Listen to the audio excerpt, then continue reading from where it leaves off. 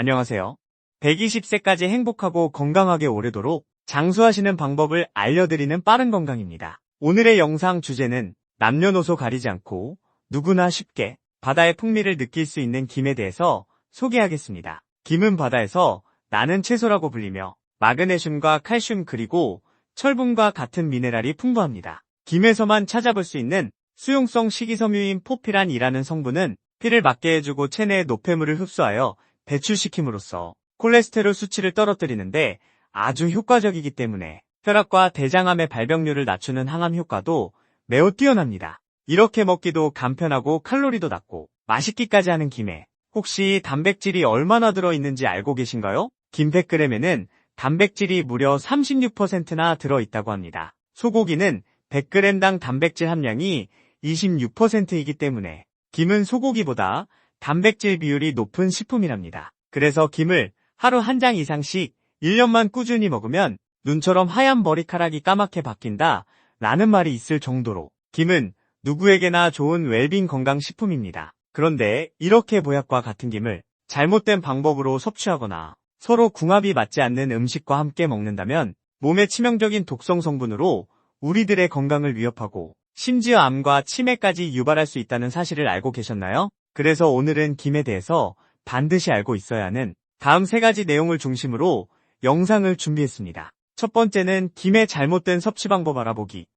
두 번째로 김과 궁합이 맞지 않는 상극인 음식 알아보기. 세 번째는 김과 함께 먹으면 최고 궁합의 음식 알아보기.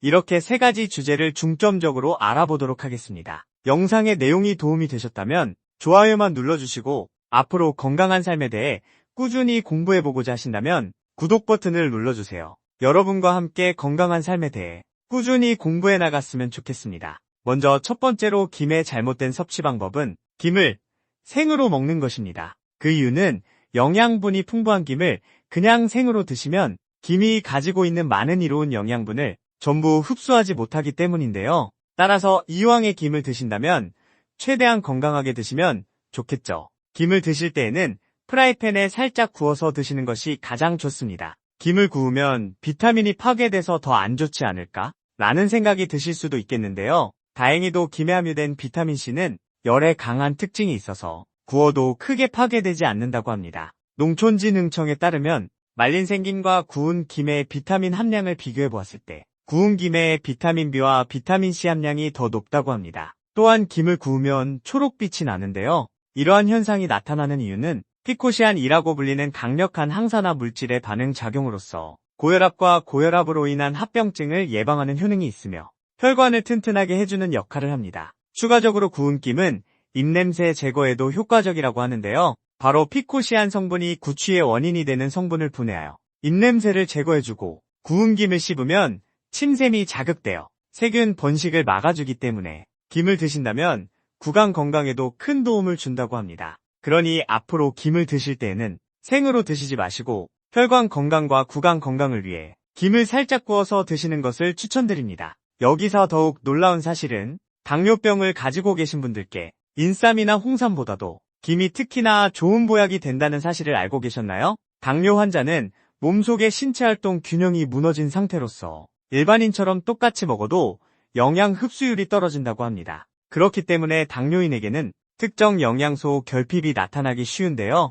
특히나 대표적인 것이 바로 비타민 B 결핍입니다. 비타민 B는 우리가 섭취한 음식을 활동에너지로 바꿔 신체에 힘을 전달하는 역할을 하는데요. 하지만 당뇨 환자의 경우는 밥을 먹어도 몸을 움직일 에너지를 원활하게 만들어내지 못합니다. 그래서 항상 기운이 없고 힘이 부족하다고 느껴지는 겁니다. 그런데 이렇게 눈에 보이는 증상보다 더욱 위험한 문제는 에너지로 쓰이지 못하는 영양분들이 혈액 속에 고스란히 찌꺼기로 남아서 고혈당과 고지혈증을 만들어내고 내장지방이 쌓이게 된다는 것입니다. 그래서 당뇨가 있는 분은 분명 많이 먹지도 않았는데 뱃살이 순식간에 찐다고 말하는 이유도 여기에 있습니다. 따라서 당뇨인들이 무엇보다 신경 써야 하는 것이 비타민 B 보충을 잘해야 하는 것인데요. 그 중에서도 비타민 B가 독보적으로 많이 들어있는 식품이 바로 김입니다. 같은 해조류라도 미역과 다시마보다 월등히 많은 양의 비타민이 들어있어서 김을 하루에 2장에서 3장 정도만 먹어도 하루 필요 비타민 B 함량을 충분히 충족시킬 수 있답니다. 지금부터라도 김을 꾸준히 드셔보겠다면 가급적 생김을 구입하여 드실 때 열을 가해서 살짝만 구워 드시는 것을 추천드립니다. 추가적으로 김이 가지고 있는 많은 영양분을 온전히 흡수하시려면 김을 드실 때 약간의 간장과 참기름에 찍어 드시는 방법을 추천드립니다. 두 번째로 김과 최악의 궁합 음식은 바로 도토리묵입니다. 아니, 저는 도토리묵에 김가루를 뿌려 먹는데요. 이렇게 놀라시는 분들이 참 많으실 것 같은데요. 그러나 김과 도토리묵을 함께 먹으면 맛은 좋지만 건강에 좋은 궁합은 아니랍니다. 도토리묵에는 탄닌 성분이 다량 포함되어 있는데요. 탄닌 성분은 몸속 콜레스테롤 농도를 줄이고 체중 감량을 도와주는 아주 훌륭한 성분이랍니다. 그런데 문제는 이 탄닌 성분이 김에 풍부하게 들어있는 철분 성분과 만나면 탄닌철이라는 결합물이 만들어지게 되어 김의 철분이 체내에 흡수되는 것을 방해하고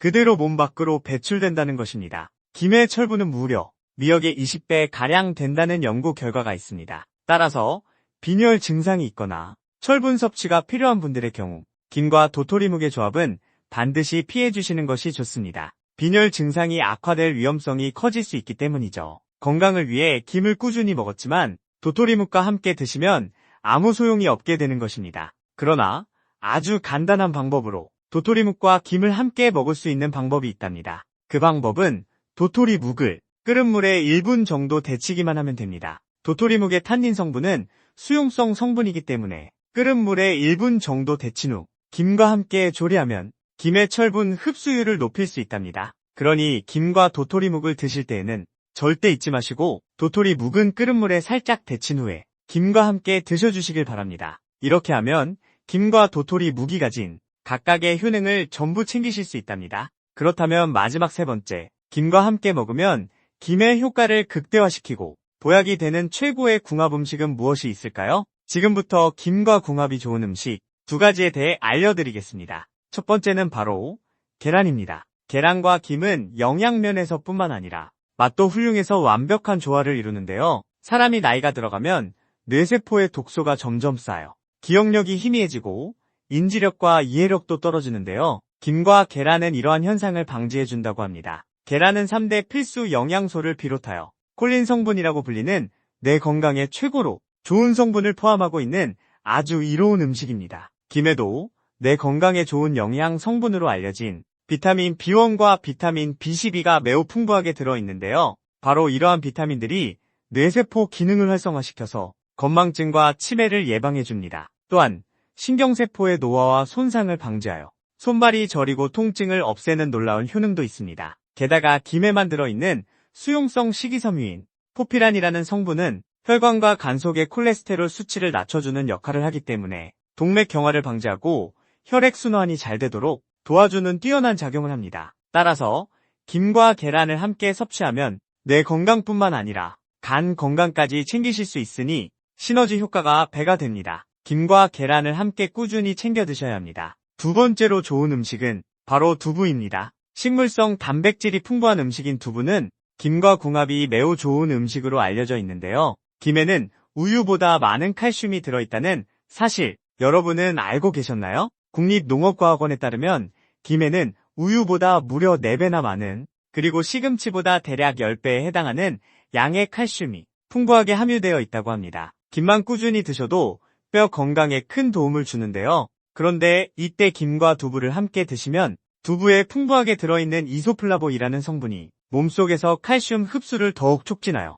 뼈 손상을 막을 뿐만 아니라 새로운 뼈 조직의 생성을 촉진하는 작용을 하여 더욱 건강한 뼈를 만들어주기 때문에 엄청난 궁합을 보여주는 음식이라고 할 수 있겠습니다. 게다가 두부와 김의 풍부한 단백질은 나이가 들면서 근육이 줄어드는 근감소증 현상을 예방해주고 근육 생성을 촉진하는 단백질 보충제 역할도 한답니다. 다만 김을 빼고 두부만 드실 경우 두부의 주원료인 콩에 들어있는 사포닌 성분이 우리 몸속의 요오드와 반응하여 갑상선에 큰 부담을 줄 수 있다고 합니다. 따라서 김과 두부를 함께 드시면 두부로 인해 손실된 요오드를 김이 보충해주기 때문에 갑상선이 약하신 분들도 안전하게 드실 수 있고 영양적인 측면에서도 균형 잡힌 식단이라고 할 수 있습니다. 지금까지 김을 드실 때 조심해야 할 부분과 어떤 조리법으로 드셔야 건강을 회복시키는 보약이 되는지에 대해 함께 알아보았는데요. 마지막으로 짧게 정리해드리자면 첫 번째로 생김을 그냥 먹는 것보다는